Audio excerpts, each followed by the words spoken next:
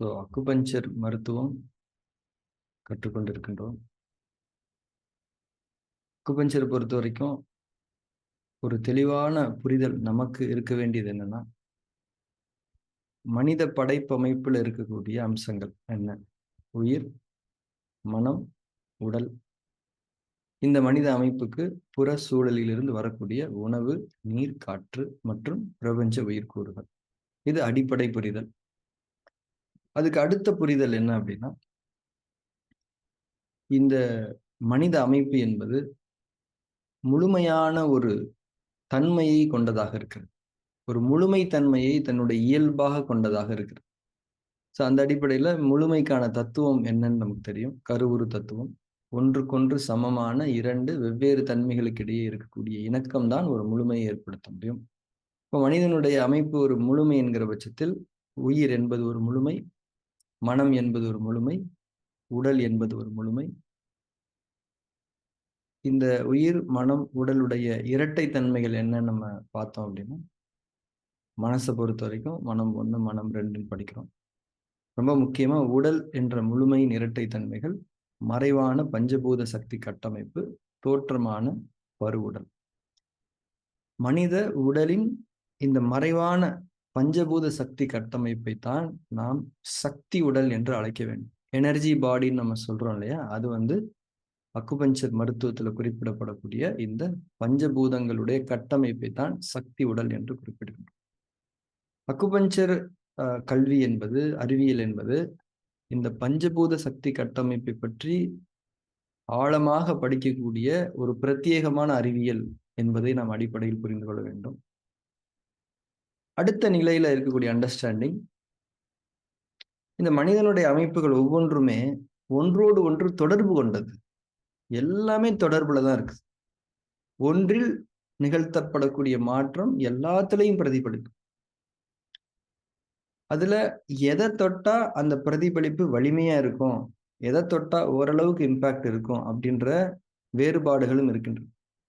இப்போ மனசுல ஒரு மாற்றம் செஞ்சா அதனுடைய பிரதிபலிப்பு மிகவும் வீரியமாக இருக்கும்.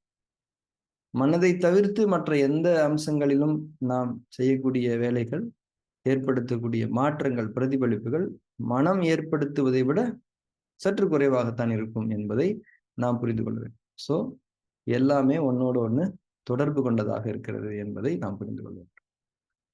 அடுத்த நிலையில் இருக்கக்கூடிய புரிதல் இந்த மனித கட்டமைப்புக்கு புற சூழலிருந்து உணவு, நீர், காற்று, பிரபஞ்ச உயிர்க்கூறுகள் வருதுன்னு படித்தோம் இல்லையா? அதுல உணவு, நீர் எப்படி நம்ம எடுத்துக்கிறோம் அப்படின்றது நமக்கு தெரியும். காற்று சுவாசம் மூலமா மூக்கு துவாரங்கள் வழியா உள்ள போகுது அப்படின்னு நமக்கு தெரியும். இந்த பிரபஞ்ச சக்திகள் என்று சொல்லப்படுவது, பிரபஞ்ச உயிர்க்கூறுகள் என்று சொல்லப்படுவது, நம்முடைய தோலின் வியர்வை துவாரங்கள் மூலமாக நம்முடைய உடலின் உள் அமைப்புக்குள் செல்லக்கூடிய நுட்பமான உயிர்க்கூறுகள். அந்த உயிர்க்கூறுகளை நம்ம கம்ப்ளீட்டா கேட்டகரைஸ் பண்ண முடியாது. ஒரு உதாரணத்துக்கு சூரிய ஒளின்னு சொல்லலாம். சூரிய ஒளி நம்ம தோல்ல படும்போது உள் சூழல்ல ஒரு மாற்றம் ஏற்படுது அப்படின்னு நம்ம எல்லாருக்குமே தெரியும். இந்த மாதிரி சூரிய ஒளியை விட நுட்பமான, வரையறுக்கவே முடியாத, எல்லையற்ற தன்மையில் அமைந்திருக்கக்கூடிய பல்வேறு விதமான உயிர்க்கூறுகள் நம்முடைய உடலுக்குள், உள் அமைப்புக்குள் வருகின்றன என்பதை நாம் புரிந்து கொள்ளும். சரியா? இதுல இந்த பஞ்சபூத சக்தி கட்டமைப்பு என்பது பரு உடலுக்கான உயிராற்றலை தகவமைத்து முழுமைப்படுத்தி தரக்கூடிய ஒரு தளம். இதை நம்ம ஏற்கனவே படிச்சிருக்கோம். இந்த பஞ்சபூத சக்தி கட்டமைப்பினுடைய வேலை என்ன?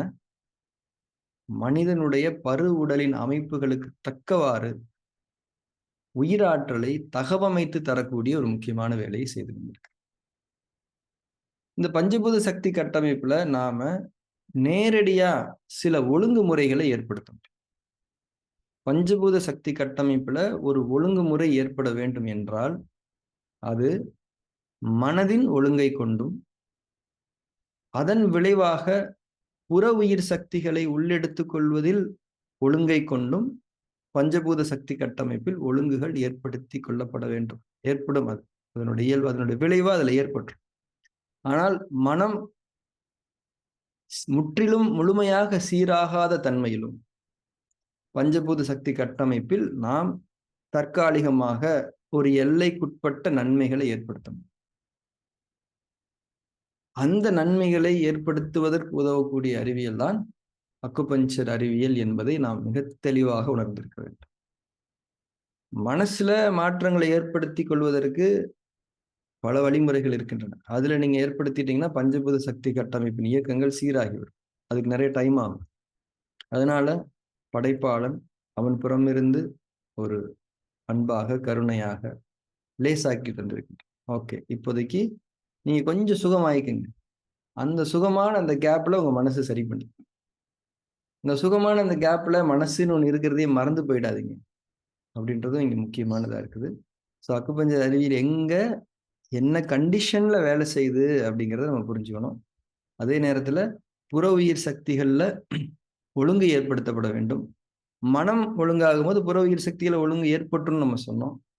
இப்போ ஒரு அக்குபஞ்சர் அறிவியல்னு வரும்போது புற உயிர் சக்திகளையும் ஒழுங்கு ஏற்படுத்துவதற்கான வழிமுறைகளை ஒரு குறிப்பிட்ட நோயாளிக்கு நாம் காட்ட வேண்டும். இதுவும் நம் மீதான கடமையாக இருக்கு. ஸோ அக்குபஞ்சர் மருத்துவம் என்பது எப்படியான ஒரு அடித்தளத்தை கொண்டிருக்கிறது, அதனுடைய கண்டிஷன்ஸ் எல்லாம் என்னங்கிறத நம்ம எல்லாருமே மீண்டும் ஒரு முறை நினைவுபடுத்திக் கொள்வோம்.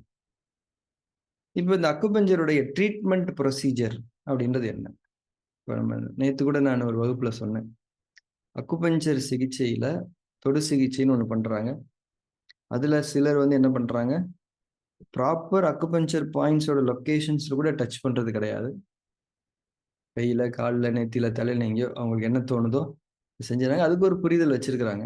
ஆனா வரையறுக்கப்பட்ட அக்குபஞ்சர் அறிவியல் என்பது ஒவ்வொரு புள்ளிக்கும் ஒரு இருப்பிடத்தை அமைத்திருக்கிறது. அந்த இருப்பிடங்களில் தான் நாம் தொட வேண்டும். ஆனா இன்றைக்கு தமிழ்நாட்டுல தொடு சிகிச்சை செய்யக்கூடியவர்கள் நிறைய இடங்கள்ல தொடுறாங்க. வரையறுக்கப்படாத இடங்கள்ல தொடுறாங்க. சுகமாகுது.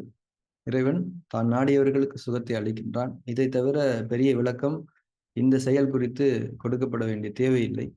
ஆனாலும் அவர்கள் அடிப்படையாக நம்பி இருப்பது எதனை என்றால், நம்முடைய உடலின் தன்னைத்தானே சுகமாக்கிக் கொள்ளக்கூடிய இயல்பை. உடலுக்கு தன்னைத்தானே சுகமாக்கிக் கொள்ளக்கூடிய ஒரு இயல்பு இருக்கிறது. அந்த இயல்பு செயல்படுவதற்கு இருக்கக்கூடிய தடைகள் நீக்கப்பட்டால் உடல் எப்பேற்பட்ட சுகவீனத்தையும் சரியாக்கிக் கொள்ளும். எந்த அளவுக்கு உடலின் தன்னைத்தானே சரியாக்கிக் கொள்ளக்கூடிய இயல்பு டிஸ்டர்ப் ஆகாம இருக்குதோ அந்த அளவுக்கு சக்சஸ் கிடைக்கும். முடிஞ்சா உடம்புடைய அந்த தன்னைத்தானே சுகமாக்கிக் கொள்ளக்கூடிய இயல்புக்கு நீங்க சப்போர்ட் பண்ணுங்க. இல்லாட்டினா பேசாம இருங்க. ஸோ இந்த அடிப்படையில அக்குபஞ்சருடைய இன்றைக்கு தொடு சிகிச்சை செய்யக்கூடியவர்களுடைய செயல்பாடுகள் இருக்கின்றன. இது மிகவும் சரியானது. இன்னும் கூட தவறுகள் நிகழ வாய்ப்பில்லாதது. ஏன்னா உடம்பு தான் சரி பண்ணுது. அந்த ஒரு புரிதலுக்காகவே இறைவன் அவர்களுக்கு கொடுத்திருக்கக்கூடிய ஒரு அருள்தான் நோயாளிகளுக்கு சுகம் கிடைப்பது என்பதை நாம் புரிந்து கொள்ள வேண்டும். அடுத்து இந்த அக்குபஞ்சர் அறிவியலுக்குன்னு ஒரு ப்ரொசீஜர் இருக்கு இல்லையா? ஒரு ஸ்டைல், ஒரு மருத்துவ அணுகுமுறை இருக்கு இல்லையா? அந்த அணுகுமுறை என்பது என்னன்னா, என்ன நோய் அறிகுறி ஏற்பட்டிருக்குது? அது எந்த மூலகத்தோடு தொடர்புடையது? இந்த பிரச்சனை ஏற்பட்டிருப்பதற்கான காரணங்கள் என்னெல்லாம் இருக்கலாம்? இத ஓரளவுக்கு ஃபாஸ்ட்டா சரி பண்றதுக்கு என்ன மாதிரியான அக்குபஞ்சர் புள்ளியை அல்லது புள்ளிகளை நாம் சிகிச்சைக்கு உட்படுத்தலாம்? எவ்வளவு நேரம் அந்த நீடில் போடலாம், பண்ணலாம். இதெல்லாம் அக்குபஞ்சருடைய procedures, proper procedures of acupuncture therapy. இந்த ப்ரொசீஜர், அதாவது உடலுடைய தன்னைத்தானே சுகமாக்கிக் கொள்ளக்கூடிய இயல்பை நாம் எந்த டிஸ்டர்பன்ஸும் பண்ணக்கூடாது. இப்ப அதுக்கு நம்ம சப்போர்ட் பண்றோம். த்ரூ ப்ராப்பர் அக்குபஞ்சர் ப்ரொசீஜர்ஸ் மூலமா.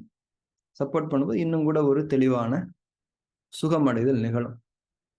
இப்போ அந்த ப்ரொசீஜர்னு நம்ம மீன் பண்றது என்னன்னா, பாயிண்ட்ஸ் போடுறது. ப்ராப்பரான பாயிண்ட்ஸ், ப்ராப்பரான கால்குலேஷன்ல ப்ராப்பரான பாயிண்ட்ஸ் போடுறது. இப்போ இன்னைக்கு வகுப்புல வந்து இந்த அக்குபஞ்சர் தெரப்பியினுடைய இந்த பாயிண்ட்ஸ் கால்குலேஷன் எப்படி பண்றது? எந்த அடிப்படையில ஒரு பாயிண்ட்டை வந்து நம்ம தேர்ந்தெடுக்கணும் அப்படிங்கிறத பத்தி தான் பார்க்க போறோம். சரிங்களா? ஸோ இதுவரைக்கும் நம்ம பேசினது எல்லாமே பேசிக்ஸ், ரிவிஷன் மாதிரி நீங்க எடுத்து